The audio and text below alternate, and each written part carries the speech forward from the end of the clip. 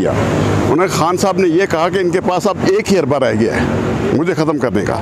मुझे ना तो ये दबा सके हैं, ना मुझे ये ब्लैकमेल कर सके हैं, ना हरासा कर सके हैं। मैं मुल्क के मैं पाकिस्तानी हूँ, पाकिस्तान में रहूँगा, पाकिस्तान के लिए ही जीऊँगा। वो बात क्योंकि 2 दफ़ा हमला हो चुका था, उन्होंने कहा अब इनके पास एक ही ये रह गया है स्लो पॉइजनिंग का, क्योंकि इसका सबूत नहीं होता। इसलिए ये बात ज़रूर उन्होंने कही थी। हम ये खदशे का इज़हार किया उन्होंने, बाकी जो देना नहीं देना वो उनकी डॉक्टरों की टीम आई हुई है, वो चेक करती गई है। अब उनके आप इस्लामाबाद हाई कोर्ट के खान साहब ने वाज़ेह अल्फाज में हमें ये बात कही कि मुझ पर 2 दफ़ा हमला हुआ है। एक दफ़ा मुझे गोलियां मारी गई, दूसरी दफ़ा जुडिशल कम्प्लेक्स के ऊपर भी मुझे कत्ल किया जाना था। उसके बाद जेल के अंदर मुझ पर जो सख्तियाँ कर सकते थे वो की इन्होंने हर हरबा इस्तेमाल कर लिया है मुझे तोड़ने का, मुझे अपनी बात मनवाने का, मुझे मुल्क से बाहर भिजवाने का, लेकिन मैंने इनकी कोई एक भी बात नहीं मानी। अब ये इनके पास जो है एक ही है कि जो स्लो पॉइजनिंग के जरिए मुझे मारेंगे। बात ये थी। आप अभी भी डटे हुए हैं अपनी बात? नहीं, वो ये बात उन्होंने कही है कि ये मुझे ज़रूर कत्ल करने का मंसूबा रखते हैं और मुझे किसी न किसी बहाने अब एक ही हरबा रह गया है मुझे तोड़ने का कि मुझे जो करना है तो फिर स्लो पॉइजनिंग करेंगे, जिस तरह डीजी रिजवान मकसूद चपड़ासी के साथ हुआ और बहुत सारे। क्योंकि ये एक ऐसा टैक्टिस मर्डर का आ गया है जिसका सबूत नहीं मिलता।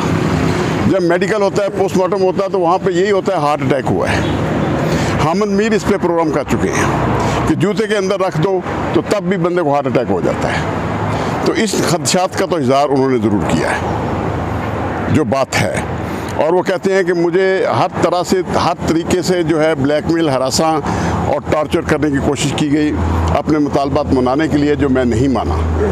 और उन्होंने कहा अब भी जो मेरा आखिरी था कि आपके जो फ़लस्तीन में हो रहा है जुल्म, उस पर भी कोई बात करनी चाहिए, पाकिस्तान को अपना मौक़िफ़ बहुत वाज़ेह करना चाहिए। तीसरी बात जो उन्होंने ख़ास कही थी हमें कि अदलिया का अब म्यार इस हद तक गिर चुका है, इमरान को ज़ख्मी हालत में ही बायोमेट्रिक करानी है तो यहाँ उठा के जो है एम्बुलेंस पे लाया जाए, जबकि नवाज शरीफ जो एक इश्तिहारी सजा याफ्ता आदमी है उसके लिए बायोमेट्रिक के लिए चीफ जस्टिस इस्लामाबाद आमर फारूक सिस्टम ही एयरपोर्ट में भेज देता है।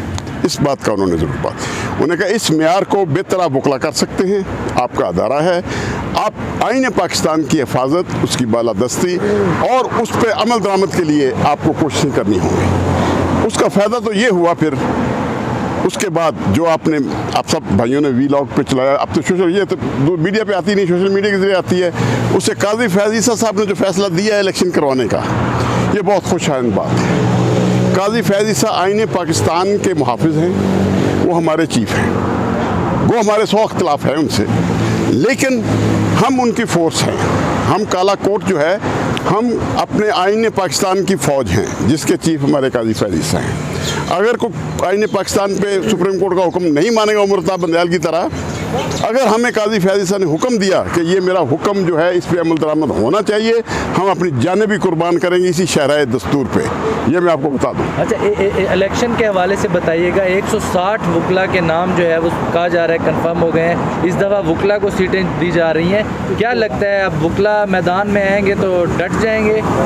देखिए, ये जो मैं सियासी सवालों का आपका जवाब नहीं दे सकूँगा क्योंकि ये खान साहब की एक पॉलिसी है। इस पे उन्होंने सिर्फ इतनी बात ज़रूर कही है कि मैं 24 घंटे में से 18 घंटे बिज़ी रहता था कौम के लिए, और मैंने जो काम जितना कर सकता था कौम के लिए करता रहा हूँ। लेकिन अब जेल के अंदर मुझे जहाँ तिलावत कुरान की मौका मिला है और कुरान को समझने का मौका मिला है, वहाँ पे अब मैंने अगले इलेक्शन का और आइंदा जो होना है अपनी फोर्सेस के बारे में सब प्लान कर चुका हूँ। इलेक्शन तो कहते छोटी सी बात है, इलेक्शन वो इस इलेक्शन को कोई इतनी अहमियत नहीं दे रहे भाई, उसका वोटर तो वैसे का वैसा है। लोग कहते हैं जी कैंडिडेट रूपोश हो गए, वो खान साहब कहते हैं मेरे पास कैंडिडेटों की लाइनें लगी हुई हैं, मुझे वो भी अभी इलेक्शन में जाके देखना होगा। वो जो भी तरीका एक बनाएंगे खान साहब या जो भी टीम बनाएगी उसकी सिलेक्शन करेगी। आपको टिकट मिले तो आप लड़ेंगे और डटे रहेंगे? मैं माफ़ी चाहूँगा, मुझे अल्लाह ताला ने एक बहुत बड़े ओहदे से नवाजा था, सुप्रीम कोर्ट का सेक्रेटरी बार रहा हूँ, और आपको ये पता होना चाहिए कि मेरे जो वोटर थे चौधरी एतजाज़ हसन, डॉक्टर खालिद रांझा, इस तरह के ख्वाजा हारस जैसे लोग थे।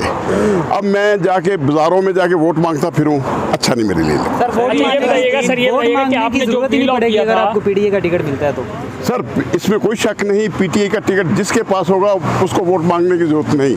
लेकिन क्योंकि मैं वकील हूँ, मैं वकालत करता हूँ, मैं प्योर प्रोफेशनल हूँ, मैं सियासत में नहीं जाना चाहता। जिस तरह हमारे कुछ चंद वकील भाइयों ने पार्लियामेंट के अंदर खड़े होकर मेरी अदालतों को और जजों को गालियाँ निकाली हैं, वो मैं काम नहीं होने दूंगा, ये मैं आपको बता दूँ। अच्छा ये बताइएगा कि आपने अडयाला जेल के बाहर जो कहा था स्लो पॉइजनिंग का और बयान दिया था, उसके बाद एक काउंटर वीलॉग आपने किया जिसके ऊपर कहा गया कि आपका सॉफ्टवेयर अपडेट हो गया या आपको किसी ने को कॉल करके कुछ कहा, तो ऐसा था मामला? नहीं, ऐसा कोई मामला नहीं था।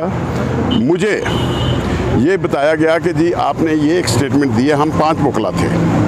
मैंने उन वकला से भी कंफर्म किया, उन्हें खान साहब ने ये कहा कि इनके पास अब 1 ही अरबा रह गया है मुझे ख़त्म करने का। मुझे ना तो ये दबा सके हैं, ना मुझे ये ब्लैकमेल कर सके हैं, ना हरासा कर सके हैं। मैं मुल्क के मैं पाकिस्तानी हूँ, पाकिस्तान में रहूँगा, पाकिस्तान के लिए ही जीऊँगा। वो बात इस क्योंकि 2 दफ़ा हमला हो चुका था, उन्होंने कहा अब इनके पास एक ही ये रह गया है स्लो पॉइजनिंग का, क्योंकि इसका सबूत नहीं होता। इसलिए ये बात ज़रूर उन्होंने कही थी। हम ये खदशे का इज़हार किया उन्होंने, बाकी जो देना नहीं देना वो उनकी डॉक्टरों की टीम आई हुई है, वो चेक करती गई है। अब उनकी आप इस्लामाबाद हाई कोर्ट के